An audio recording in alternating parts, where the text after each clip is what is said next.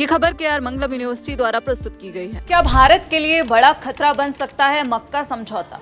मक्का में हुए इस नए रक्षा समझौते के दुनिया और भारत के लिए क्या परिणाम होंगे, आज हम आपको बताएंगे। 7 अगस्त 2026 ये वो तारीख है जिस दिन एक नया सुरक्षा समीकरण बना, मक्का जॉइंट डिफेंस एग्रीमेंट। सऊदी अरब, तुर्की और पाकिस्तान, इन तीनों ने ये समझौता किया है, जिसका सबसे जो मुख्य पॉइंट है वो है तीनों में से किसी भी एक देश पर हुआ हमला तीनों देशों पर हमला माना जाएगा। ये बिल्कुल नाटो के आर्टिकल 5 की कार्बन कॉपी है। इसी वजह से अंतर्राष्ट्रीय मामलों के जो जानकार हैं, जो विशेषज्ञ हैं, वो इसे मुस्लिम नाटो का नाम दे रहे हैं। लेकिन सवाल ये है कि क्या ये सचमुच भारत के लिए कोई रेड फ्लैग है या फिर ये सिर्फ सऊदी अरब की घबराहट में उठाया गया एक दिखावटी कदम है। वीडियो को अंत तक देखिएगा, क्योंकि हम भारत पर पड़ने वाले हर एक असर की बात करेंगे। सबसे पहले बात करते हैं कि मक्का डिफेंस एग्रीमेंट आखिर क्या है।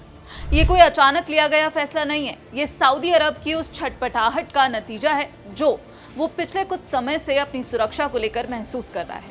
याद कीजिए, पिछले साल सऊदी अरब ने पाकिस्तान के साथ स्ट्रैटेजिक म्यूचुअल डिफेंस एग्रीमेंट किया था। उसके बाद जुलाई 2026 के आखिरी हफ्ते में 14 देशों को मिलाकर मल्टीनेशनल मैरीटाइम डिफेंस अलायंस का गठन किया गया और अब 7 अगस्त 2026 को इस मक्का समझौते पर मोहर लग गई। लेकिन इस चमकती हुई तस्वीर के पीछे का धुंधला सच क्या है? जैसे ही दुनिया में मुस्लिम नाटो की खलबली मची, सऊदी अरब के उप विदेश मंत्री को तुरंत सफाई देने सामने आना पड़ा। उन्होंने साफ शब्दों में कहा, ये ना तो कोई सैन्य दूरी बनाने की कोशिश है और ना ही कोई सांप्रदायिक ब्लॉक। इसका परमाणु महत्वाकांक्षाओं या हथियारों की होड़ से कोई लेना देना नहीं है। इस बयान की सबसे बड़ी कमजोरी यह है कि इसमें उन असली खतरों पर पूरी तरह चुप्पी साधी गई है जिनसे निपटने के लिए दरअसल ये गठबंधन बनाया गया।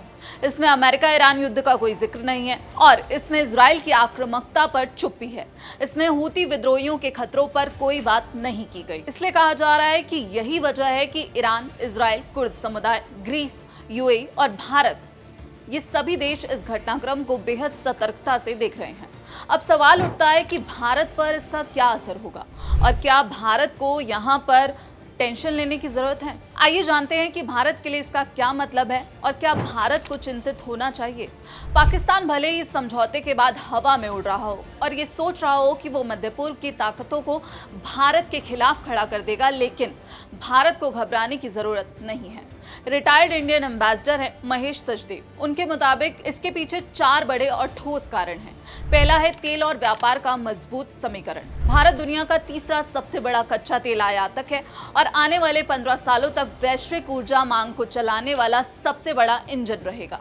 सऊदी अरब के लिए भारत उसका तीसरा सबसे बड़ा बाजार और दूसरा सबसे बड़ा व्यापारिक साझेदार है। सऊदी अरब अपना आर्थिक भविष्य भारत जैसे स्थिर और विशाल बाजार में देखता है, ना कि कंगाल पाकिस्तान में। दूसरा अहम पॉइंट है जियो स्ट्रैटेजिक सेफ बेट। भारत और सऊदी अरब दोनों ही अंतर्राष्ट्रीय व्यवस्था में स्थिरता के पक्षधर हैं। रियाद जानता है कि भारत के साथ उसके रिश्ते बिल्कुल पारदर्शी और साफ हैं। सऊदी अरब अपनी अर्थव्यवस्था को आधुनिक बनाने के लिए विजन 2030 पर काम कर रहा है और इस मोड़ पर वो भारत के खिलाफ पाकिस्तान के किसी भी दुस्साहस या सैन्य मोर्चेबंदी का समर्थन करके भारत से अपने रिश्ते कभी खराब नहीं करेगा। तीसरा है अमेरिका फैक्टर। मक्का समझौते के तीनों देश सऊदी, तुर्की, पाकिस्तान अमेरिका के सहयोगी हैं। हालांकि अमेरिका इस समझौते पर फिलहाल चुप है, लेकिन तुर्की और पाकिस्तान दोनों ही अमेरिका के आर्थिक और सैन्य प्रभाव के दायरे में आते हैं। अमेरिका कभी नहीं चाहेगा कि उसका कोई भी गुट भारत जैसे उसके रणनीतिक साझेदार के खिलाफ काम करे। चौथा, पाकिस्तान का भ्रम। पाकिस्तान भले ही पश्चिम एशिया में भारत के बढ़ते वैश्विक कद की बराबरी करने का सपना देख रहा हो, लेकिन उसका ये दांव पूरी तरह फ्लॉप होना तय है। इस समझौते का भविष्य इस बात पर निर्भर करेगा कि मध्य पूर्व में ऊंट किस करवट बैठता है। अगर क्षेत्र में सीमित तनाव बना रहता है तो ये समझौता चलता रहेगा और तीनों देश सैन्य अभ्यासों का लुत्फ उठाएंगे। अगर ईरान के साथ सीधा और बड़ा युद्ध छिड़ जाता है तो तुर्की और पाकिस्तान अपने पड़ोसी देश ईरान के खिलाफ अपने सैनिक भेजने से हाथ पीछे खींच लेंगे। अगर क्षेत्र में शांति कायम हो जाती है तो ये समझौता अपने आप बेअसर और बेकार हो जाएगा। तेल के दाम गिरेंगे, सऊदी की कमाई घटेगी। पाकिस्तान भले ही मक्का समझौते के नाम पर अपनी पीठ थपथपा ले, लेकिन भारत की मजबूत अर्थव्यवस्था, कूटनीतिक पकड़ और सैन्य ताकत के सामने ये नया सुरक्षा त्रिकोण भारत के लिए कोई बड़ी चुनौती पेश नहीं कर सकता। अब सवाल है कि क्या सऊदी अरब, तुर्की और पाकिस्तान सचमुच एक दूसरे के लिए जान दे सकते हैं, या ये दुश्मन का दुश्मन दोस्त वाला कामचलाऊ नाटक है। अंतर्राष्ट्रीय संबंधों के जानकार जानते हैं कि इन तीनों देशों का इतिहास कड़वाहट और अविश्वास से भरा हुआ है। सऊदी अरब और तुर्की की बात करें तो सदियों पुरानी दुश्मनी और वर्चस्व की जंग। सऊदी राजघराने अल सऊद के दिलों में आज भी उस्मानिया साम्राज्य के जुल्म की यादें ताज़ा हैं, जिन्होंने अल सऊद का बर्बरता से दमन किया था। इसी ऐतिहासिक कड़वाहट के कारण आज़ादी के बाद से ज़्यादातर अरब देशों ने तुर्की की सेना को अपनी ज़मीन पर कदम रखने से हमेशा दूर रखा है। वहीं राजनीतिक रूप से देखें तो तुर्की के राष्ट्रपति एर्दोआन लंबे समय से मुस्लिम ब्रदरहुड, हमास और सीरियाई उग्रवादी गुटों का समर्थन करते आए हैं, और ये सभी संगठन सऊदी राजघराने के लिए सबसे बड़ा खतरा माने जाते हैं। एर्दोआन की नव उस्मानिया महत्वाकांक्षा, जिसमें वो खुद को पूरे सुन्नी इस्लामिक जगत का खलीफा नेता साबित करना चाहते हैं, सीधे तौर पर सऊदी अरब के सेल्फ इमेज से टकराती है। सऊदी अरब खुद को इस्लाम के दो सबसे पवित्र स्थलों का संरक्षक मानता है, और सऊदी कभी भी तुर्की या किसी अन्य मुस्लिम ताकत के आगे द्वितीय भूमिका निभाना स्वीकार नहीं करेगा। पाकिस्तान की दोहरी चाल और सऊदी की झिझक। अब बात करते हैं पाकिस्तान की। इतिहास गवाह है कि जब जब सऊदी अरब में अपनी सेना भेजता है, वहां कमान के विवाद यानी कि चेन ऑफ कमांड डिस्प्यूट्स खड़े हो जाते हैं। पाकिस्तान की अपनी सीमा ईरान से 900 किलोमीटर लंबी लगती है। पाकिस्तान में एक बहुत बड़ी शिया आबादी रहती है। पाकिस्तान अपनी आंतरिक सुरक्षा की चुनौतियों से जूझ रहा है, और भारत तथा अफगानिस्तान के साथ उसकी दुश्मनी किसी से छिपी नहीं है। पाकिस्तान का दोहरा चरित्र देखिए। एक तरफ वो 7 अगस्त 2026 को मक्का में सऊदी और तुर्की के साथ रक्षा समझौते पर दस्तखत करता है, और ठीक उसी हफ्ते अमेरिकी प्रतिबंधों को दरकिनार करते हुए ईरान के साथ फ्री ट्रेड एग्रीमेंट पर औपचारिक चर्चा शुरू कर देता है। इसके अलावा तुर्की और पाकिस्तान दोनों की सेनाओं में तख्तापलट का लंबा इतिहास रहा है, और इसके विपरीत सऊदी अरब ने 1920 के दशक के इखवान विद्रोह और 1979 के मक्का घेराबंदी के बाद से अपनी सेना और नेशनल गार्ड को राजनीति से पूरी तरह दूर रखा है। ऐसे में तख्तापलट के शौकीन सहयोगियों पर सऊदी राजघराना कितना भरोसा करेगा, ये सोचने वाली बात है। लेकिन इसका मतलब ये बिल्कुल नहीं है कि मक्का समझौता सिर्फ एक कागजी शेर है।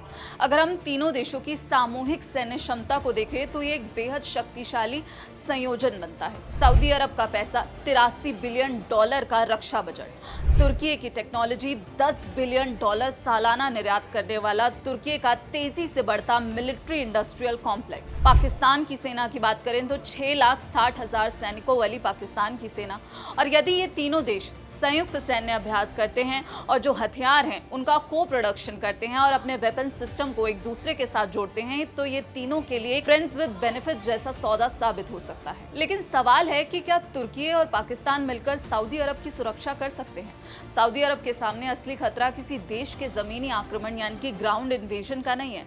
सऊदी अरब पर जो असली खतरे हैं वो हैं ईरान और उसके जो गुट हैं उनका तेल रिफाइनरियों और बुनियादी ढांचों पर सटीक और जो हवाई हमले हो रहे हैं वो, स्ट्रेट ऑफ हॉर्मुज और बाब अल मंडेब जैसे समुद्री रास्तों की नाकेबंदी, और देश के अंदर शिया अल्पसंख्यकों का संभावित आंतरिक विद्रोह। आप खुद सोचिए, जहां आधुनिकतम हथियारों से लैस अमेरिकी central command US CENTCOM Saudi Arab को इन मिसाइल और ड्रोन हमलों से पूरी तरह नहीं बचा पाए, वहां क्या पाकिस्तान और तुर्की की सेनाएं कोई करिश्मा कर पाएंगी? और अपनी अंदरूनी सुरक्षा के लिए विदेशी सैनिकों को तैनात करना सऊदी राजघराने की साख के लिए वैसे भी बहुत खराब बात होगी। इस पूरे मामले पर आपकी क्या राय है? आप क्या कुछ सोचते हैं? क्या आपको लगता है कि सऊदी अरब, तुर्की और पाकिस्तान का जो ये गठबंधन है वो मुस्लिम नाटो का रूप ले पाएगा? कमेंट सेक्शन में अपनी राय जरूर बताइएगा। बाकी देश और दुनिया की तमाम खबरों के लिए आप देखते रहिए दैनिक जागरण। नमस्कार।